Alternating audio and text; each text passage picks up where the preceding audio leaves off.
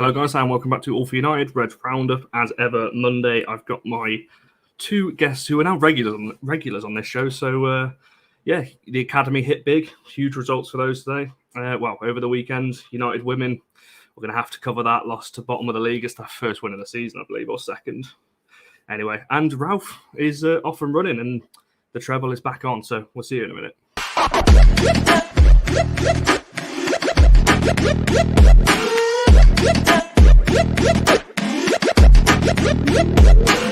Click subscribe to get daily Manchester United content from Passionate Reds, only on All for United.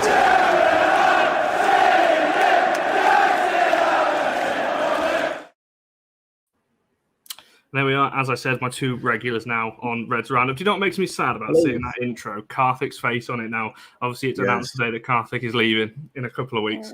If you are watching this back, Karthik, we're going to miss you. But you've got two more uncut shows to do yet, so we'll look forward to those. Anyway, how are you both doing? It's good. Again. Yeah, good. It's I haven't been out today really because I've been working from home, but as soon as we finish the stream, I'm off out to play five-a-side, so hence the get up again. So yeah, quite looking forward to that. But I got my thermals on today. And yourself, Maisie, you didn't go out again last night, did you? That'd have been like 4 in a row then. No, I need to have a break once in a while. I know I'm only young and stuff, but I still need to look after myself. I'm good. Are you okay, Connor? Yes, glad to hear it. Yeah, well, obviously we'll discuss it, but I'm sure I think I chose the wrong game to go to yesterday. We both went over to. That's probably the best place to start. Actually, let's get the loss out of the way first. Obviously, United women yesterday. Me and Maisie were there. We chose to go to that over Old Trafford yesterday because we thought we'd see some goals and see a comfortable win. Well, we saw some goals, but it wasn't necessarily all in the direction we were hoping. So I guess I'll start with the fact that we've now conceded in 7 consecutive games. Now, that's a problem, especially we've played Arsenal and City in there twice, but other than that, it's teams that you'd expect us to be beating, especially Leicester. So I'll just come to you, Maisie, firstly on it. How do we solve these kind of defensive issues, and what were your kind of thoughts yesterday on the game? Because we were all there before the game going, this is going to be easy, this. Yeah, I was for one thinking, oh yes, I'm actually going to LSV. I'm going to get a win because I haven't been LSV too much. I've only been once before, and that was against Arsenal, which was a loss. So I was thinking, oh yeah, we're going to get this win. I was predicting a 3-0 win as well, and thinking as well, knowing how Leicester, they haven't even won a game yet in the Women's Super League. I know it's the Conti Cup, but they still haven't won a game yet. And especially knowing that we won at the King Power Stadium earlier on in the season, and we was bringing a very strong lineup on, we was expecting that win, but it just felt like we was kind of all over the place. It just felt like we was getting too many offsides. It just felt like, what's the offside rule? It felt like the girls didn't really know what the offside rule really was, because I think we had easily like 5 offsides in 2 minutes of the first so many minutes of the game, and then every time we was going forward, it was being an offside because we was making our runs too early. There was a couple of good goals there. I think Katie Zellam's goal for me was personally my favourite one out of her and Russo's. I thought that was a cracking goal from Katie Zellam. And the 2 goals that we did have, they were quite bad goals to really concede. Like the second goal in particular, where it was from Hayley Ladd, and then Sophie Bagley literally got nutmegged. But and when it went to penalties, I thought, right, I really hate penalties, honestly. I still feel like I've got like some kind of scaremongering situation after the Europa League final about penalties. I just get too nervous about them. And my thoughts came absolutely right. It was just an horrible one, and we missed 2 penalties. But I feel like something really does need to change in some kind of way. It just feels like when I was watching the game that the girls have kind of lost a little bit of confidence on how they're playing, and I do question why that is.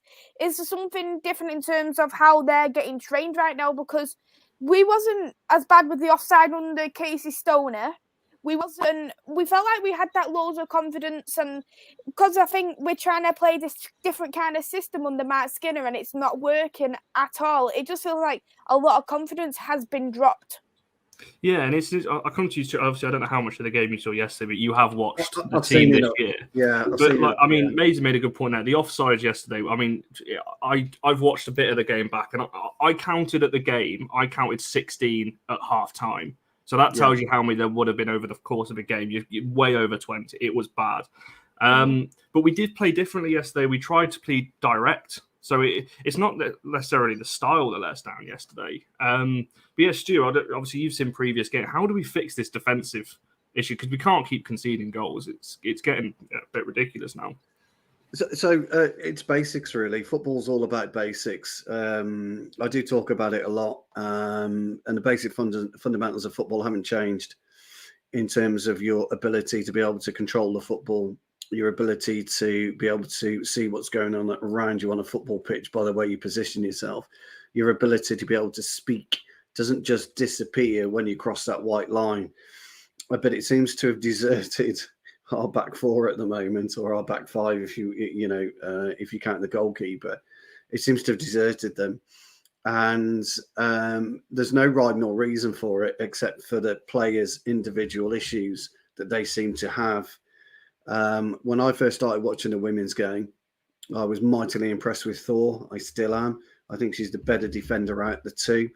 I think Mannion's maybe a better ball player, but Thor is a more overall accomplished centre half, only because I think she's good in the air. But there appears to be, and I said this on a show on the men's channel a few days ago, there appears to be a disconnect between the back four at the moment from the fullbacks. I've noticed that Honor has been playing right back on occasions this year, and Blundell on the left back, certainly against City, and I think against Arsenal, if I'm not mistaken. Is Honor a right back or is she a left back? If she's a left back, stay at left back. If you're right back, stay at right back. You know, the game's not evolving, unfortunately, with different types of players in the women's game that can adapt to different positions. You need to concentrate on your primary position first before you can start trying to adapt. And I'm not quite sure what Mark's vision of how he wants to defend is. We don't seem to defend deep. We don't seem to defend high. We don't seem to defend mid. We seem to be whatever we choose to do. And there really isn't the communication between the goalkeeper and the two centre halves as well. And there's a massive disconnect there. When you factor in that we don't have a central holding midfielder like Hayley Ladd, who's playing week in and week out, that will always cause you problems. So your back central four, so to speak, when you're playing Katie Zellum there, who isn't a natural 6, she's more of an 8, possibly even a 10, but she's definitely more of an 8. She's a bit more creative. And you don't have the communication, because what I've seen happen between the two centre halves and our holding players is there's a bit of a 10 or 15 yard gap at any one time, and opposition players exploit that gap in between our holding player and our two centre halves. There's then a gap between our two centre halves and our goalkeeper, and then that's where you get issues. And if you've got somebody like Lauren Hemp, who's very, very quick, he's very, very speedy, who's kind of gets her head down and attacks, if she manages to get round your fullback, there's too wide a gap between everybody, and that's what's causing us issues. Yeah, and I think you saw that yesterday. We are going to move on to the men's. I can see a couple of comments about the men's side as well. There's a few people, well, quite a few of you actually watched on Twitter and Facebook. Come over to YouTube and get your comments in on there. And yeah, I think both of you are right. I think there's a lot of disconnect. I agree with Maisie as well. There's a lot of confidence issues in this squad at the moment. I think I agree with what Andrew was saying earlier on. When Russo scored, we were all in the ground going. We all said at halftime, early goal, right, we'll go on and win this. And we concede in the way that we did with something as simple as passing it across our own goal, and our keeper's not ready for it. And you're literally taught that from the age of 3 and 4. As early as you start football, never pass it across your own goal. So we'll move away from the depressing result, because there's more analysis. I sound like I'm on Sky Sports here. More analysis on All for United WFC at 7 o'clock. Can I just say one thing on it? You actually make a really good point. But when you're at the top of the professional game, when Manchester United are on the WSL, there should never be an issue of passing 2 or 3 yards in and around your box, because a player should always be comfortable in taking it. I mean, I've seen amateur players I'll take the ball and drop it 2 yards in our box, because you should be comfortable that your player should be able to deal with what's happening. We don't seem to have that for some reason. I don't know if it's coaching or whatever, or they don't play in a confined area that they should do. It's hard to say, isn't it? But I just think you make a good point there. And a player of these players of these calibers should be able to receive a football comfortably, any area on the pitch, and deal with it comfortably. But it doesn't seem to be happening. Yeah, definitely. I agree. And one thing I wanted to touch on as well in terms of that game, when Hayley Ladd came on, and she played as that centre-back, it really does address the issue that we really do need another centre-back if we're having to use a central defensive midfielder as our centre-back, because we've got 3 centre-backs currently injured right now. I think what could have been better if we just done a 3 at the back, so we left a full-back at the back. So if we was leaving like Hannah, or we wanted to leave Anna and Honor at the back, so they could be as they were, put Hayley Ladd in the middle of the midfield, so we could play as a 5 in the midfield. I think that would have worked a lot better rather than putting Hayley Ladd at the back, because I know she has played at the back before in terms of Wales, but she hasn't played at the back for Manchester United before. I haven't really seen her before, so she needed to have that little bit more game time playing as that centre back, in my opinion, under Mark Skinner, before just throwing her into that deep end. Scott McTominay in it for the men's. Yeah, she's a Scot. He played centre half for Scotland. There's a lot of comparisons when you think about it, like Ella Toon, and Bruno Fernandes. That comparison, Bo Rieser and Donny van der Beek, Hayley Ladd and Scott McTominay. There is a lot of comparisons with the men's and the women's. There is. I'm just going to briefly mention a couple of the academy results, because we do cover all of the results in case people weren't aware. Obviously, the under-23s and something 4-0 win actually. They've had a few dodgy results over the last couple of weeks, so it was good to see a 4-0. It's mainly been down to injuries. Garnacho scored 2, Shoretire and McNeil.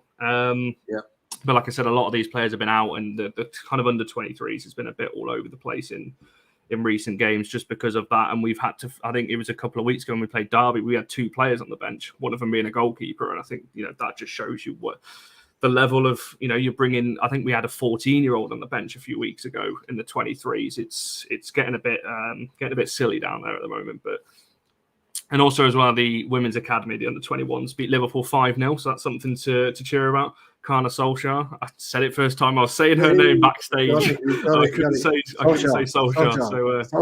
Solskjaer. Yeah, it's good to see her on the score sheet. And Maria Edwards, 1 goal, 4 assists. I don't know how many goals she's got now in the academy. It's something like 20 odd in like 10 games. It's ridiculous. She's absolutely on fire. So, so that's how our academy are doing. But obviously, the main topic of today is talking about the game yesterday, Ralph's first game in charge.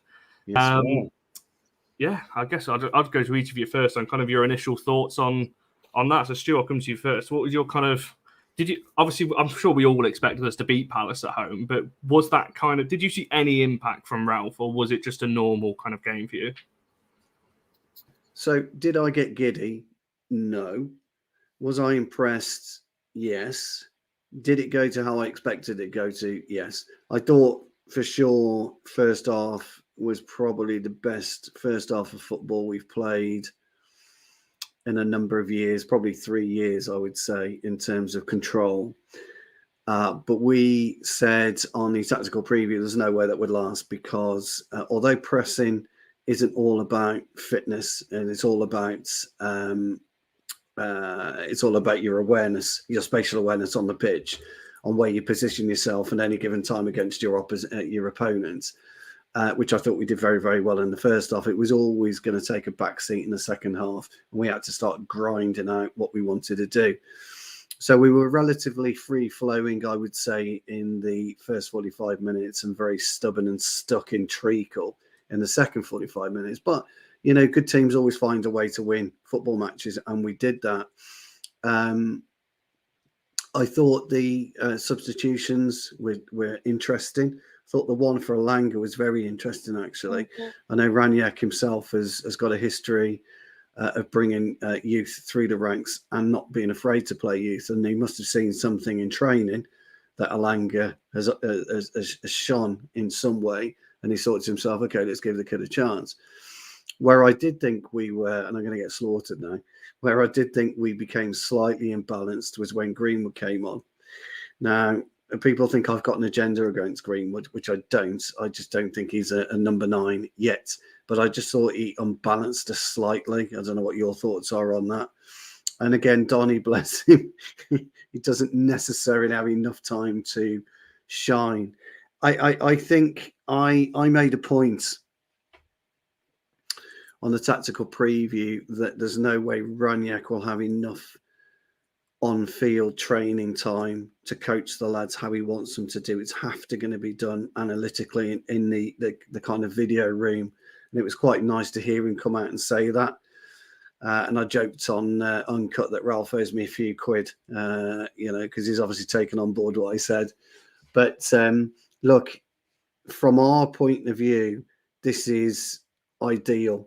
It's a great footing, and it's like we've been on our weak standing leg for such a long time. We're now heavily planted on both our feet, and I think over the next 3 games, you'll see Ralph will start playing, I think, with a starting 11 until he can find the balance that he's looking for. I think it was a good move to start the starting 11 that Carrick last played against, I'm going to say, Arsenal. Yeah, Thursday. I thought that was a good move. I thought that, we need to instill that. I did speak last night about I was impressed with Telles. I think it's the first time Telles is going to have a run of games, which I think he needed. I think Dalot was good. That's the best I've seen him play in a long, long time.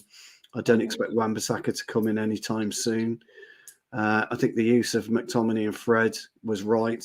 And for the first time in a long, long time, we actually played a rigid system. We did play a rigid 4-2-2-2, which we haven't seen a rigid system for a while.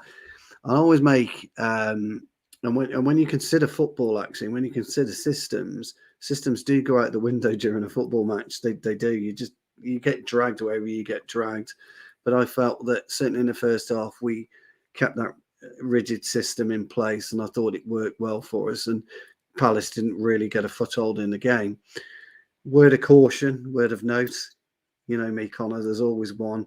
If Ayew had popped his chance away, which he should have done, I mean, Jesus, it could have been a different game of football, couldn't it? But it wasn't. He didn't. The only way you win games of football is by scoring more than your opposition. We scored more than Palace.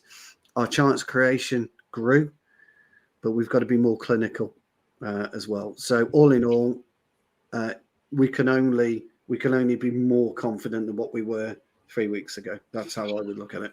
Yeah, and obviously, same question for yourself, Maisie. I think Andrew said pretty much what you've just said there, Stuart. The only struggle was about kind of finding that cutting edge at times and to kind of convert. I think we were watching it in the pub, a few of us after the women's game, and we kind of in the first half, really up front, I thought, how are we not winning? And the second half, like you said, Ayew had that chance, and it was like, okay. I was like getting a bit nervous. The scarf was over my eyes at times. Like I didn't really want to watch it. But Maisie, for yourself, obviously you've watched the game back. How do you? Same question, really. Do you think Ralph's had any kind of impact? Obviously, like Stu said there, we did play a 4-2-2, but do you think he had enough time to kind of instill anything?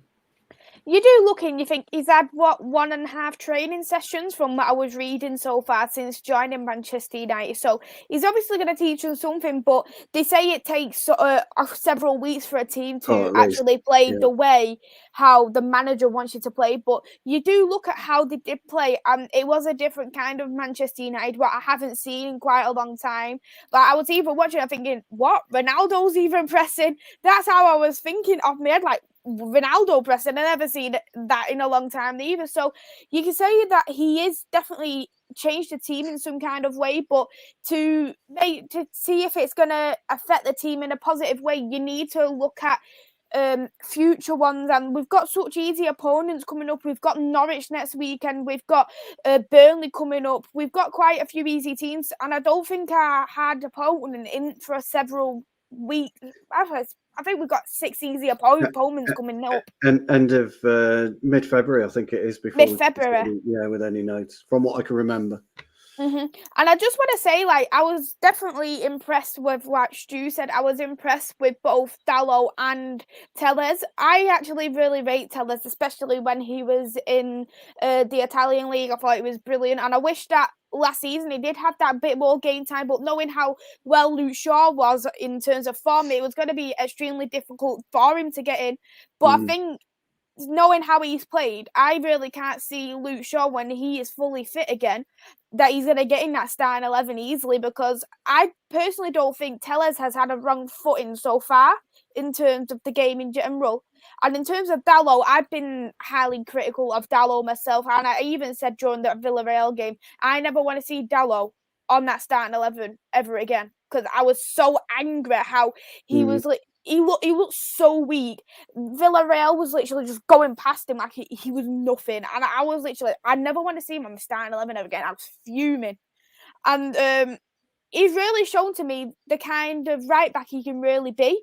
So I was very impressed even with Dalot as well. So it'll be interesting to see on when Sancho does play on the right as well, how him and Dalot will link together. And I think Wan-Bissaka, he hasn't had his best season so far either. I think a lot of the games he's been making very stupid tackles, and like that Chelsea game in particular, I know a lot of people said it's not a penalty, but when you're in the penalty box, you need to be extremely careful where you're putting your legs.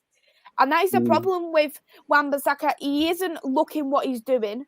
And you notice that in Young Boys, when he got that red card, he isn't careful. And yet he may be the best right back in terms of defending. I'm going to hold my hands up. He's a brilliant defender on these one-on-ones. But a right back isn't just about defending anymore. You look at Reece James at Chelsea.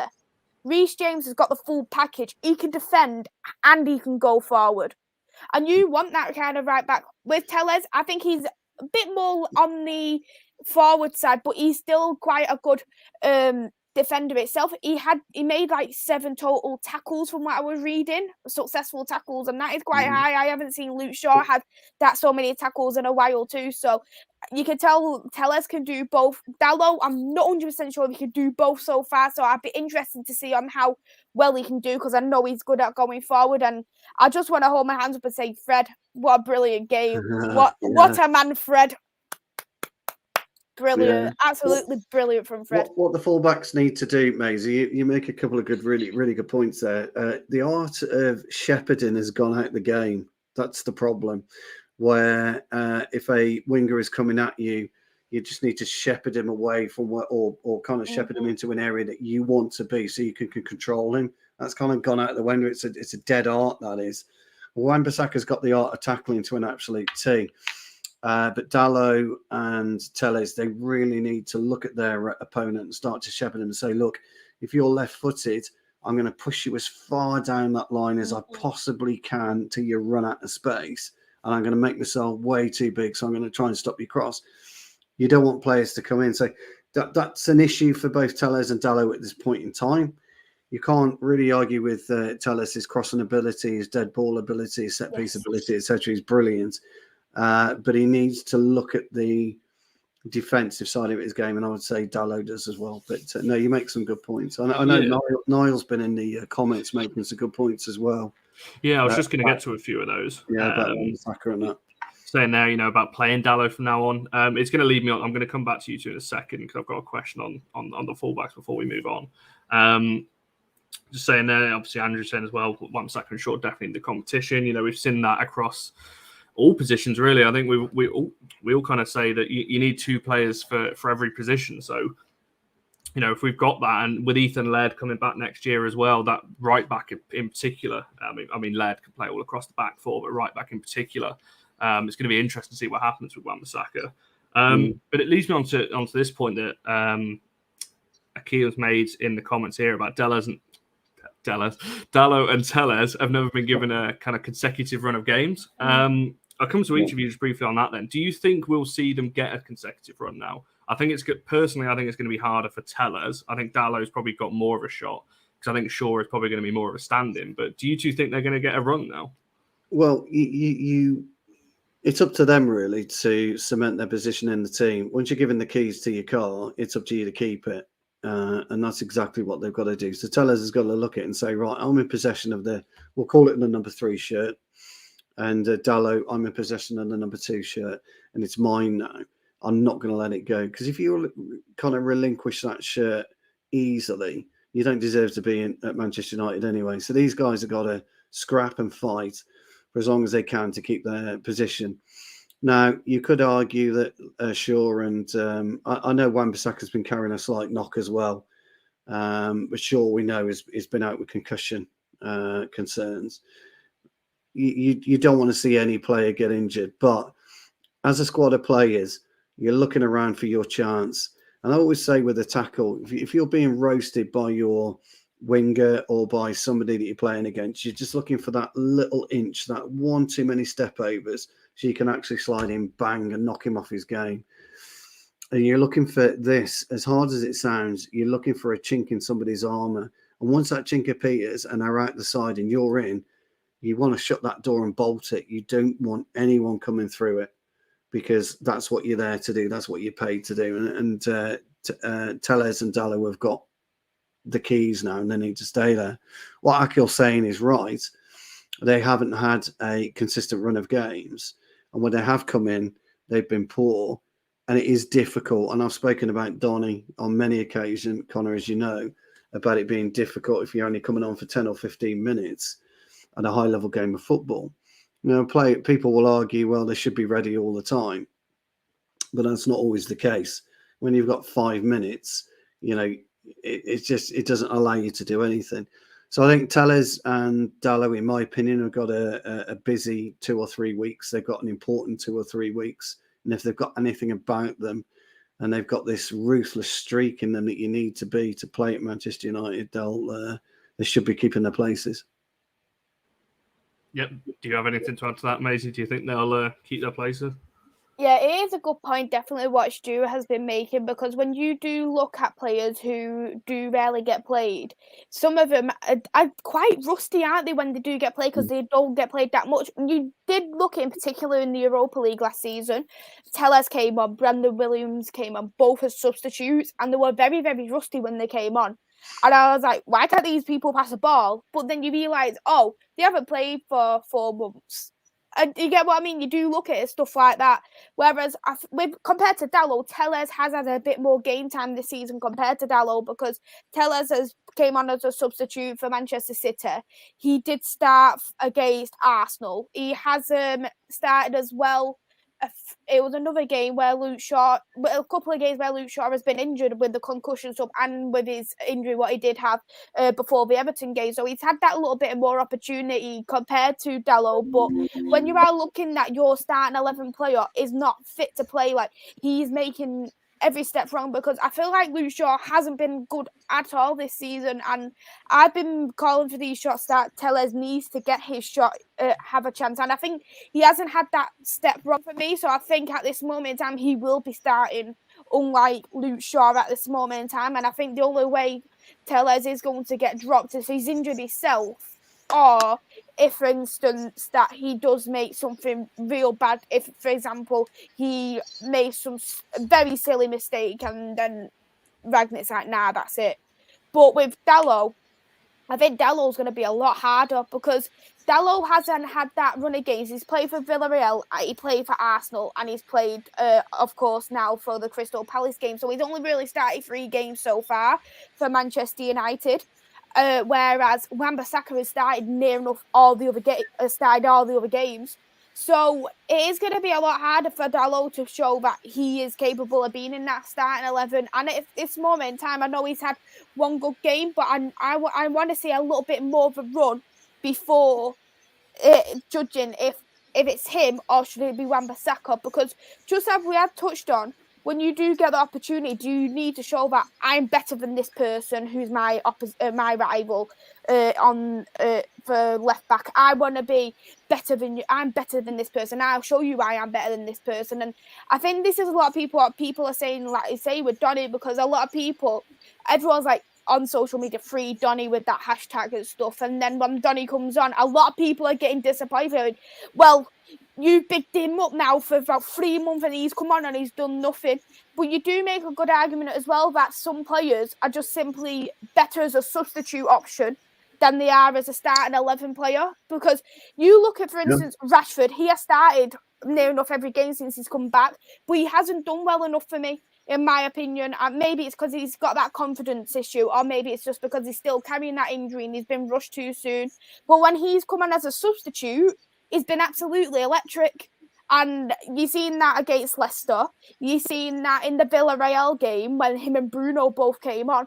So then you question to yourself, why is Rashford getting these starting 11 opportunities when you still got players here who are just as good? You've got Elanga who can make that start, especially on the young boys game, because with young boys you can take that little bit of a risk now, knowing that there's no that you're not fighting to get into knockout, because we're already in knockout football for Champions League. So give him that little bit of a shot. Or if, for instance, maybe start Martial. I know a lot of people are criticising Martial up front, but he's a lot better player as a left wing player than he is as a striker player. So I just think right now, Rashford, he's definitely someone who does need that little bit of a break and have that substitute. So he'd be someone who I'd say is more of a substitute player right now. And with Donny, I know people are saying he's not having that run of games. So that'd be interesting. If he starts a couple of games, see how he gets on. Is he better off as a substitute, or is he better as a starting 11 player? Because right now, I think he's better off coming on as like the 60th minute player. I think he's better as a substitute right now. The place or the position where Donny plays, or where you could play him, it makes it very difficult to come in in 75, 80 minutes to have any kind of impact on a game of football. It's a lot easier if you're up front or you're playing on a wider role. And the reason for that is if you're up against a central midfield player or two central midfield players that are 70 or 80 minutes warm, the legs are going. It is a nightmare to come in. It's happened to me when I've gone on for 10 minutes in midfield and I've just looked an absolute idiot, just like Bambi on ice. You can't control the ball. You try and do the save thing, and you're not having any real impact on the game. Whereas other areas of the pitch you can do. But I tend to agree with you on Rashford. We spoke about it last night, and we thought that it's probably time to give Martial a start alongside Ronaldo and Sancho.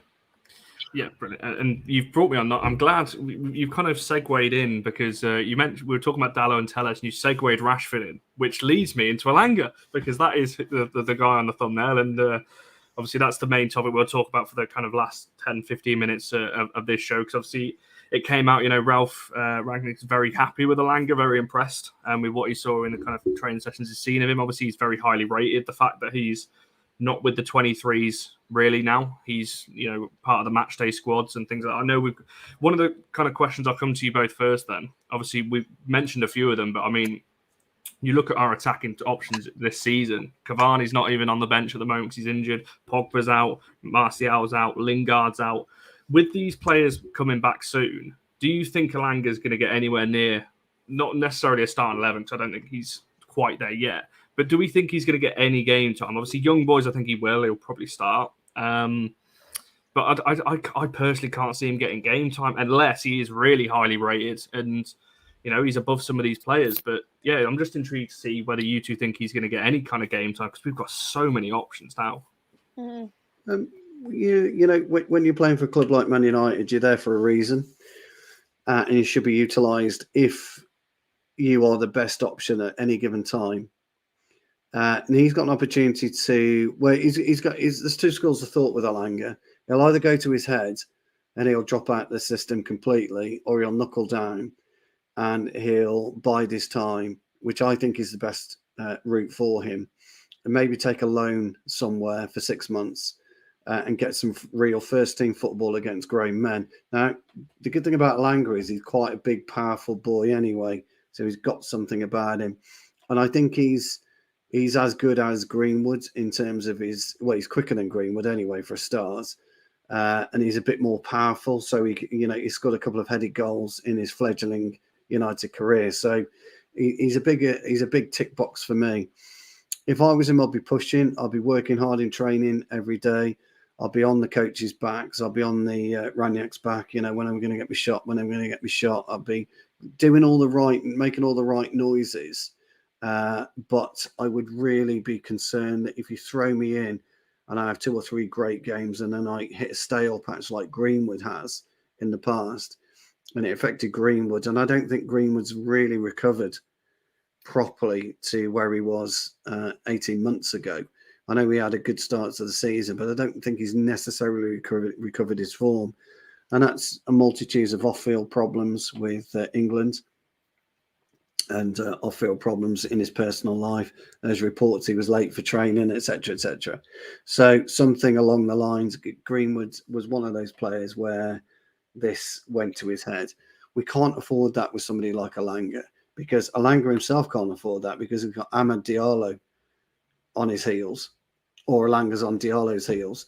We're in a great position. We've got Palestri perhaps to come back in the summer. So we're in a great position in terms of these wide types of players. But Elanga for me would be, if I was Elanga again, I'll be watching Ronaldo every day. I'll be watching Cavani every day in training. I'll be watching Cavani's runs to see where I could improve in the 6-yard box or the 18-yard box, which is his natural home. And I'll be looking at Ronaldo for his, the way he looks after himself, the way that he trains. If I was Elanga, I wouldn't want to get stuck out on the left. I wouldn't want to get stuck out on the right. I'd be looking purely and simply down the middle, because I think he's got the attributes. Well, before I come to yourself, man, you made a good point about, whether he focuses himself more as a number 9, because I think between him, Rashford, well, maybe not Rashford as much, he's more of a left side player, and Greenwood, they could save United an absolute fortune on buying a top draw striker if one of those can really, because Cavani and Ronaldo, we know their age. Someone's going to have to either step up and take that mantle at a young age, or we're going to have to go and buy a kind of an older and more experienced striker. So same question for yourself, Maisie. Do you see Elanga fitting in moving forward, or do you think he is just going to get brushed back to the 23s once all these players come back?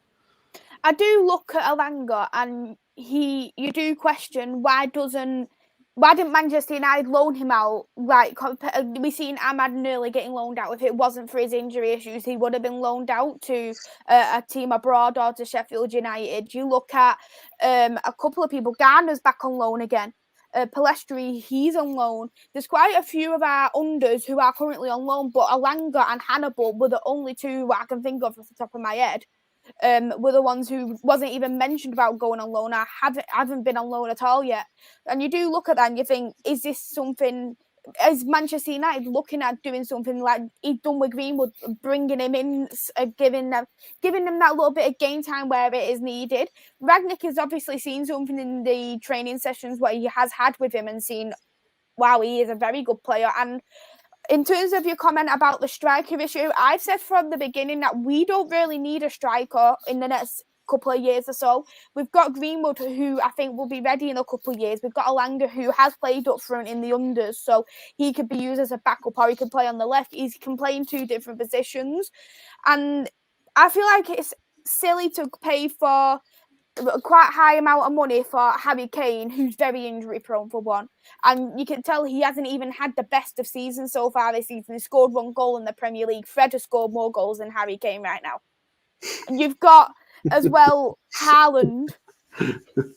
You've got Haaland as well, and you think Haaland, he's even come out and said he wants to be one of them players who gets experience in different clubs. So he's not even going to be a long-term solution for Manchester United. He might be there 2-3 years at most. And you want a striker who's a bit more permanent. And for the likes of Elanga and the likes of Greenwood would actually stay at Manchester United, because they're born and bred for Manchester United. Their heart is at Manchester United, just like Greenwood's is. And Rashford's is as well. So I think them 2 would be a very good option in the next couple of years once both Ronaldo and Cavani does leave Manchester United, because we know Cavani's supposed to be leaving at the end of the season, or maybe in January. Ronaldo's got till next year. Yeah, might be going January. And from what I was reading, it was Barcelona, because Barcelona is wanting him because of Aguero going. Yeah, you make a good point about loans. I was just reading some articles while you were saying that about back in September, Elanga was ready to leave. He was looking for loan moves, and I'm just reading some reports from October. He's looking for loan moves in January as well. Whether that's changed now with Ralph coming in, whether he's got a plan for him, but we saw what Chong was doing in the Championship before. Really unfortunate he got injured. He was absolutely tearing it up. He was, and it's a really good move actually. The Championship. We've had some.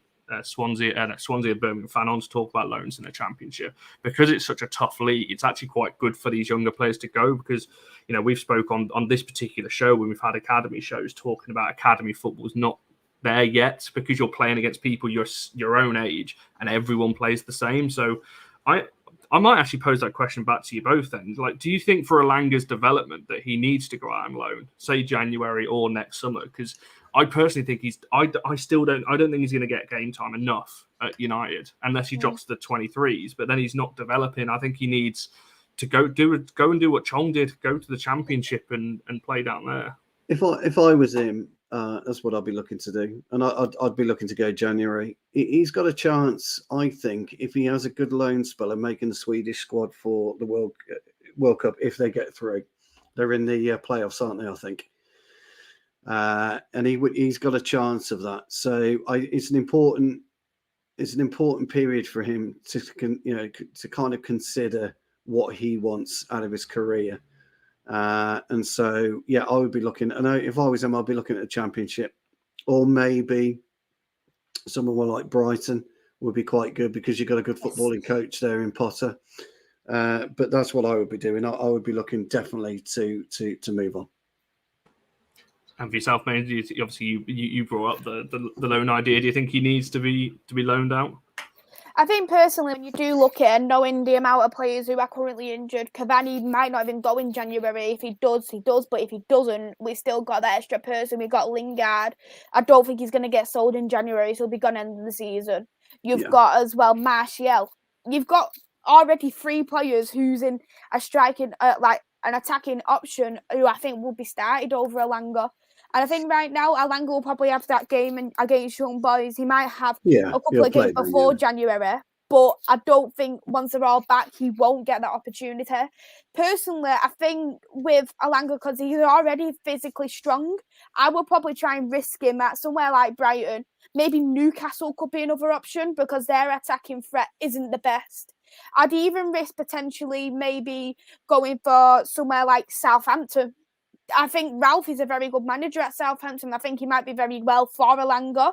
I just feel like with the Championship and the Premier League, because knowing that they're quite different, because the Championship is very physical, and I can understand why Chong has gone there, because I think Chong does need to build himself up physically for Manchester United to be in that starting 11. But I already think that Elanga is physically strong, so he just needs Premier League experience for me. And I think Southampton, Brighton, Newcastle are definitely 3 options who I would personally go for Elanga.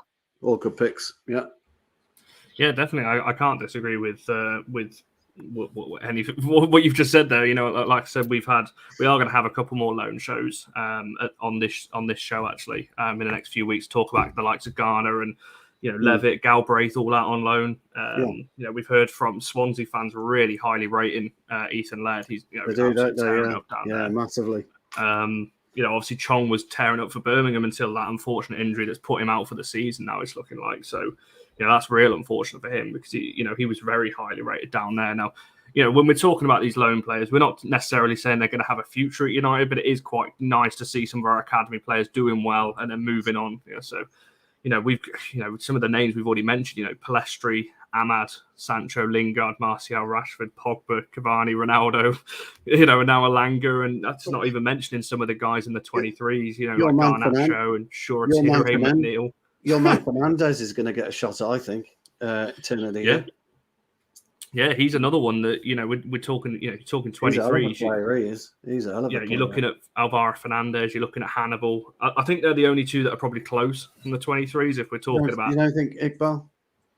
Zidane Iqbal's probably a little not quite. He's a bit light. He's a bit lightweight, isn't he? Yeah, I don't think he's quite on the level of Hannibal. I mean, Hannibal is at that stage now where he's at the Elanga stage in the summer. He's too good for the 23s now. He's at the cusp, isn't he, Hannibal? Yeah. I agree with you. Yeah. Tend to agree with you on that. But I do like that Iqbal, but he's a little bit lightweight, isn't he? Scored some goals, haven't he? Scored some goals. Yeah, we've got a very good, as Manchester United teams always do, we've got a very good academy side. But, as we keep saying, academy football, the step up is very big to first team. So hopefully some of these guys can progress. And one thing I'm just going to mention as well, I think it's the under 18s, because the reason why I hesitate there, because it's changed all the time. It's the 19s in the Champions League, it's the 21s in the Papa John's, and it's the 18s in this current cup, playing at Old Trafford next Monday. So it's free, I believe. So if you're if you live around the area, you may as well get yourself down, watch the under 18s home to Scunthorpe. So cheer on the boys. Hopefully they get through in another cup competition, because the 19s have done it in the Champions League, progressing through as well. So that's important for their development as well, because I think we've spoken before, Villarreal in particular, their youth academy play in the tiered league system. So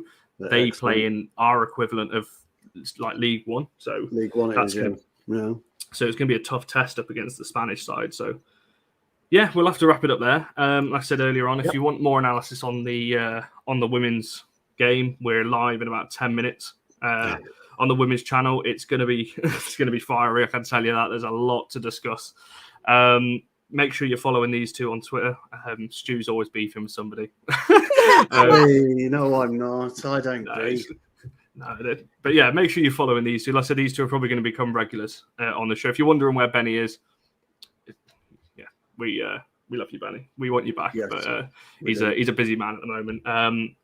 So yeah, thanks all for watching. Make sure you're liking and subscribing. Plenty of content throughout the week. Like I said, stay tuned for Uncut next Sunday. It's going to be Karthik's last official Sunday Uncut show. So yeah, there's going to be a lot of guests for that, and we've got a lot planned. So stay tuned for that. But yeah, we'll see you guys soon.